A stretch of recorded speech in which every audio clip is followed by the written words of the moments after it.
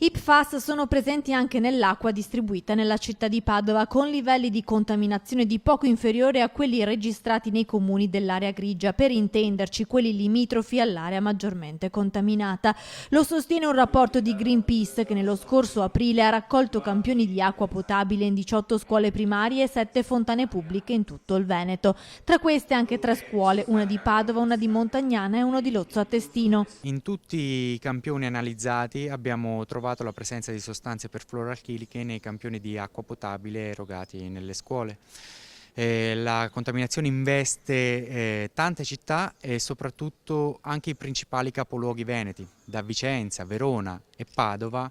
Troviamo sostanze di questo tipo nell'acqua potabile. In più della metà dei campioni raccolti, raccontano i referenti di Greenpeace, sono stati superati i lavori ritenuti sicuri per la salute in altri paesi del mondo come Svezia e Stati Uniti, un dato che fa riflettere visto che l'acqua analizzata è stata prelevata dai rubinetti delle scuole. Sui colli euganei i nostri dati hanno evidenziato concentrazioni molto basse, intorno ai 3 nanogrammi litro di PFAS totali, mentre invece a Padova siamo intorno ai 50 nanogrammi litro.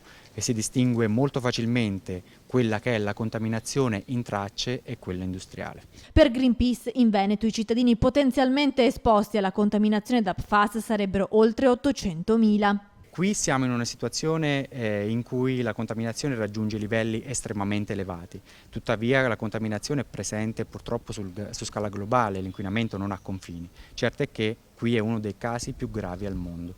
Per questo hanno lanciato una petizione per censire le fonti di inquinamento e chiedono alla Regione di favorire la riconversione degli impianti industriali potenzialmente a rischio.